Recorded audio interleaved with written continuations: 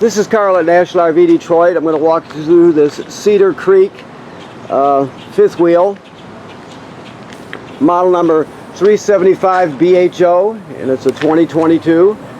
Okay, so this is not a sales video or a floor plan video, it's a how-to video. So I'm just going to show you some of the features and how it works, okay? So we'll start here at the door side rear. You see you got a refrigerator here, running water, and a microwave. Okay. Now, look a little bit here. Okay. So you have a separate entrance to the half bath here, so kids or guests don't have to run through the entire trailer to get to the bathroom. Okay. You have a slide topper on your slide room. You have an awning here, which is a power awning with LED strip. You have outside speakers, power here. This is a water hookup for a sprayer, which comes with it. You see the sprayer all the way at the other side there. This is your dump hose here. These are the this is a crank, of course. These are the attachments for your vacuum system right here, and you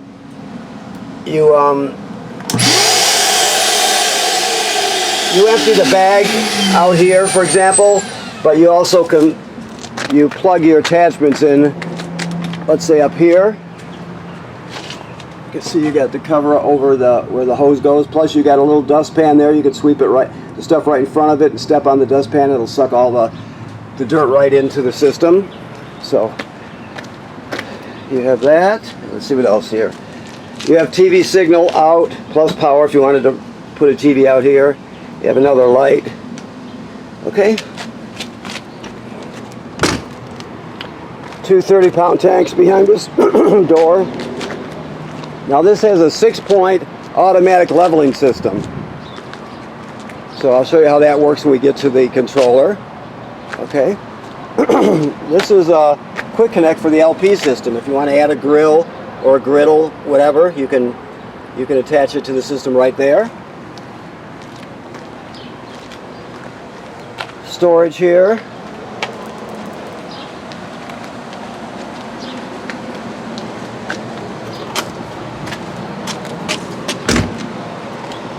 This is your the outside controller for your leveling system. So obviously it turns on like that.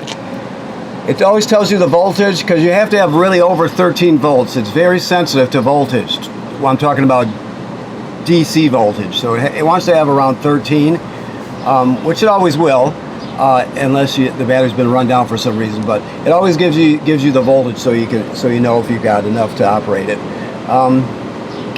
The two most common commands here is auto level, right? So auto level, you just push the button and it levels the trailer.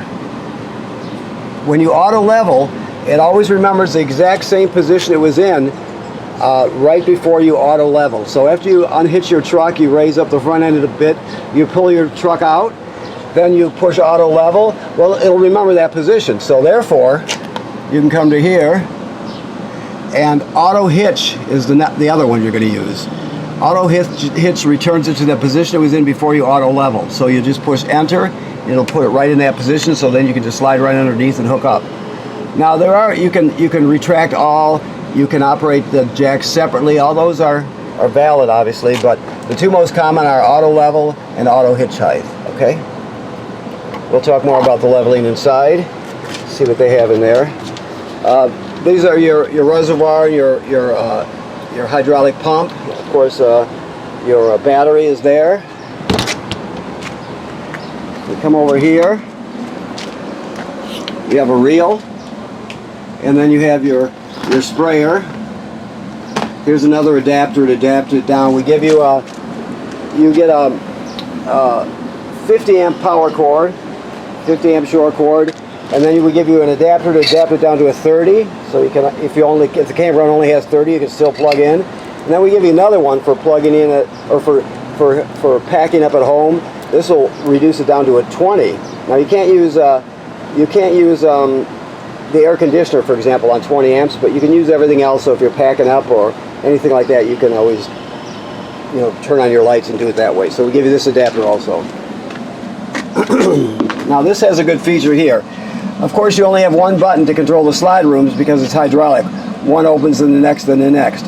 But you can see your 4 slide rooms are labeled right here. So if you want to shut the, let's say you only want to open this one right here, right? So this would be bed. I would say this one is probably bed. I should know that, but anyway, you'll turn the other ones off, right? And leave that one on, and just that one will operate. If you want to use the main slide room, which would be the door side main slide room, you shut the other ones down and just use that one. If you want to use the opposite, which is right here, you'll just do that. So it allows you to put out the slide rooms individually of each other if you need to. Okay, this is your battery kill switch here. We're on right now, but you can shut the battery off just by shutting that off. You have 2 black tank, or 2 flushes here, your gray tank, your main gray tank, and your main black tank. Okay, down here is your black tank flush. So if you pull up to the dump station, you dump your black tank, you leave the valve open, like it says on this sticker, always leave the valve open, so you leave the black tank valve open after dumping, hook the hose here, excuse me, excuse me, you hook the hose up here after dumping the black tank, leave the valve open, and you can spray out the inside of your black tank, clean off the sensors, that sort of thing. Okay? This is your city water hookup here, the most common way to get water to the trailer. Now you have 5 different configurations here. City water is the most common. So to run it on city water, you look at these 4 valves in this picture here, and you put the valves in the same position, and you're working on city water. Okay. If you're camping someplace that doesn't have city water, you want to pre-fill your tank. You put it in this position, pre-fill your tank, take the water with you, and then when you get to the campground, you'll put it in this dry camping position here, turn on the water pump, and it'll pump the water out of the fresh water tank. All your plumbing will work as though you have city water. You just pump it from the tank, okay? Then you have the winterize configuration, sanitize configuration, so you do it all from right here in these 4 valves. This has 2 black tanks on it because there's a half bath back there, so there's going to be 2 black tanks. So 2 black tank flushes, one here and one here. Okay? Alright. This is your water heater. He's got it running right now because he's prepping. But you operate it from inside. It works on gas or electric or both. The switches are inside. I'll show you how to operate that when we get inside. There's the drain plug right there. You can see it. So that main thing is never run the water heater without water in the tank. You always want to make sure you got water in the water heater tank. Okay. This is a vent for the range hood, so you want to open it up. If you're using the fan in the range hood over the range, you can open that up so the air flows freely to the outside when you're venting. Okay. More slide toppers, of course. You have a ladder which makes it easy to inspect the roof. The manufacturer states every 60 to 90 days you should inspect the roof, so make sure you have somebody look at it. Make sure there's been no damage caused by low branches, let's say, or no water can get through at where the caulk might be failing or something like that. You just give it a good look over to see if there's anything happening. You can't tell what's happening up there unless you look, so every 60 to 90 days you should take a look up there, okay? You also have this housing tells us this is pre-wired for a backup camera also, if you're interested in that. Okay.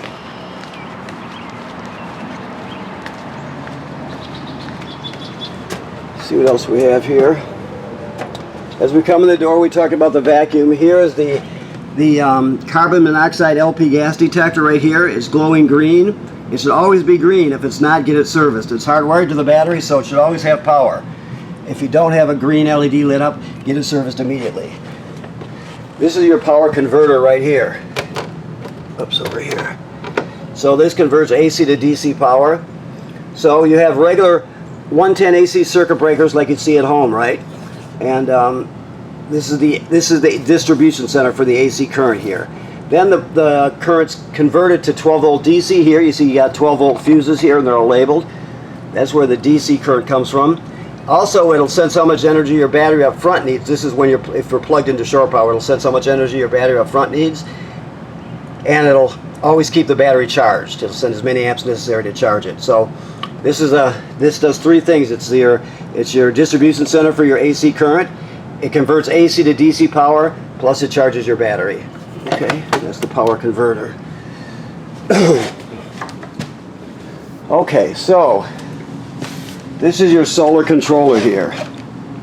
The only thing you really have to know about this, you can learn more about it, don't get me wrong, but the top right button is the one you're going to use. So the top right button, right now it's telling us we've got 13.5 volts DC, right? So that's DC current. If you push it again, it shows us we're gaining 1.4 amps from the sun. So it's converting sunlight into 1.4 amps of electricity and storing it in your battery. It has DC power. Okay, you push it again. Amp hours tells us how much you have in storage. And then back to 13.5. So there are three readouts. The first one is volts DC. Second one is amp gain from the sun. The third one is storage, how much is in storage. So that's the button you're concerned about. There are some more things you can do, but generally speaking, those are the most important. You can read more as you want to. Okay, so master light's on and off. Your water heater is on gas, it's on. Your water pump is on. You've got your freshwater tank's a third full, because he's going to show you when he shows it to you, he'll probably show you, turn on the hot water and things like that. So your living room temperature here, but now you can go to HVAC here, push that, and you have two air conditioners in here, one in the bedroom, one in the living room. You got your furnace, your fan, all that stuff. Your slide rooms are here. Your awning is extend and retract, and your slide out just has one button. Remember, I showed you have those analog pots out there that you could turn in order to shut these on and off. So you can just control the one you want to control, or just let it open all of them one at a time, whichever you prefer. Now, I don't know what else we've got here. I have to look. Okay. Lights, all your lighting basically.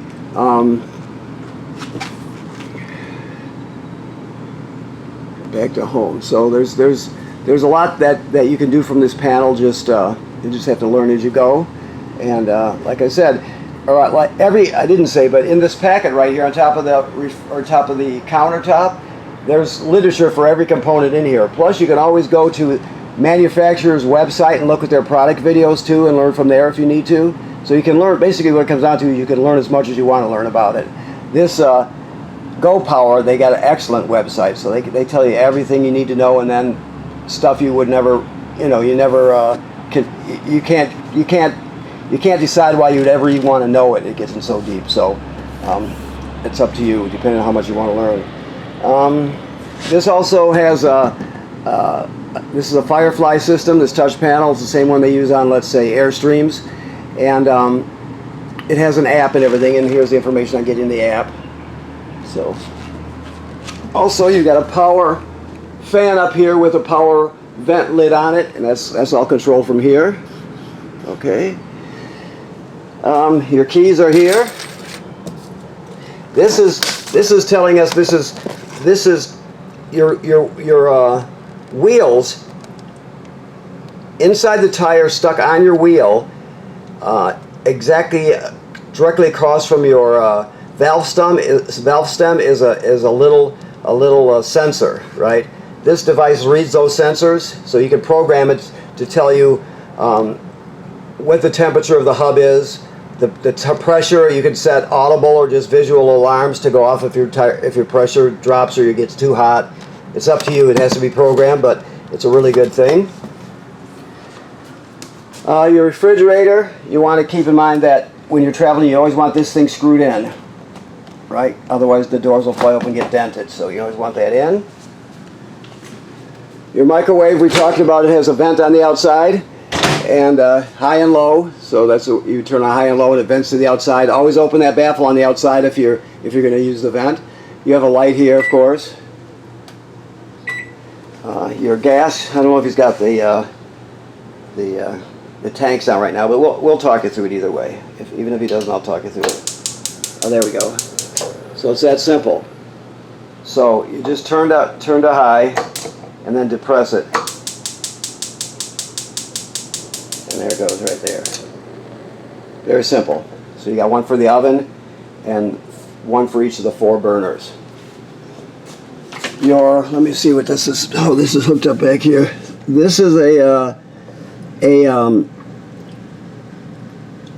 TV bracket that folds forward and swivels. You pull this ripcord here to free it up, and once you pull the cord, you can move it to whatever positions you want.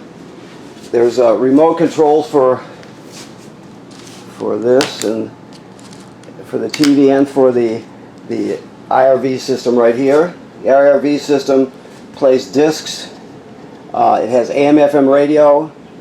It has Bluetooth, so you can stream from your phone or tablet. It has a USB drive. It's got a HDMI in right here if you want to go into the system with a portable Blu-ray player or something like that, let's say. You have 2 speaker zones, 1 and 2. 1 is inside the trailer, 2 is outside the trailer. So it does everything you want to do plus some. So there are a lot of good features. Alrighty. Here, your fireplace. It has a you can change the colors, of course, of the crystals. You can set the intensity of it, and you can set the temperature also. Plus, it has I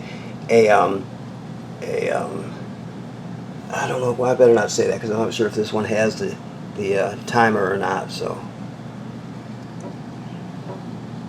okay. Either way, it's a really good space heater. Okay. So on those days where you don't quite need to use the furnace, it's just a little chilly, you can sit out here and turn this thing on, and it'll take the chill right out of it with just using campground electricity. So you have storage in here, under here, okay.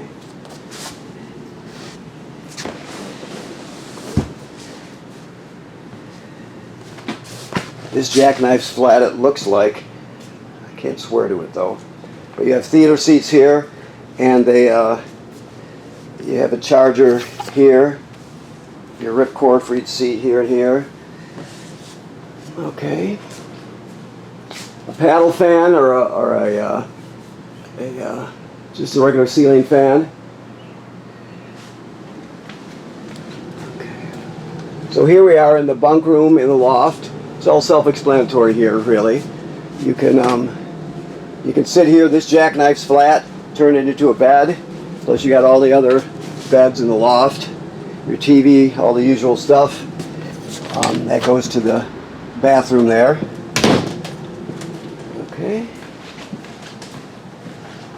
So let's go up to the bathroom, the main bathroom.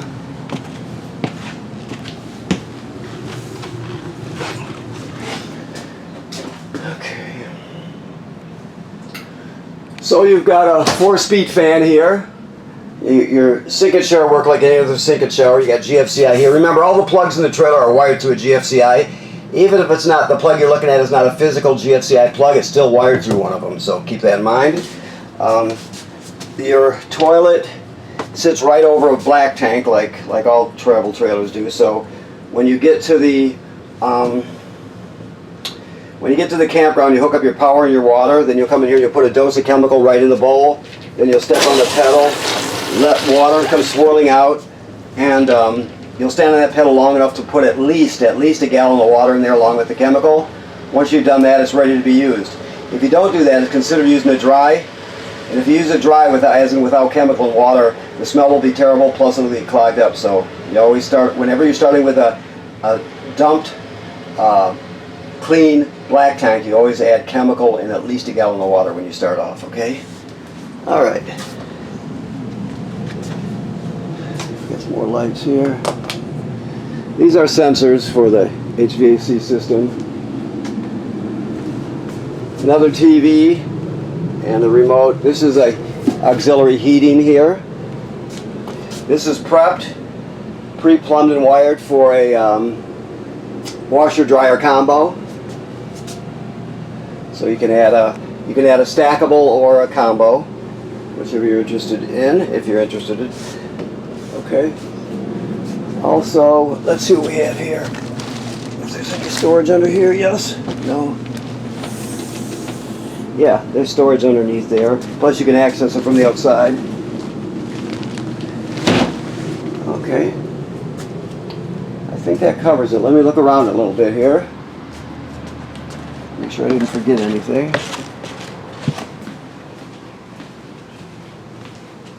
Okay. Alright, so I'm going to thank you for purchasing your trailer here at National RV Detroit. Please remember what I said about inspecting the roof every 60 to 90 days. That's important. It should be part of your regular maintenance. Right now this is in camping mode, so all the antifreeze has been purged from the system and replaced with fresh water. So it's ready to be camped in till the early winter, okay? And then you're going to obviously have to winterize it. So you're all set for the summer. We'll let you go through it once you get here to pick up. We'll let you go through it, look at the video, and then we'll answer all your questions and get you hitched up and that sort of thing, okay? Thank you.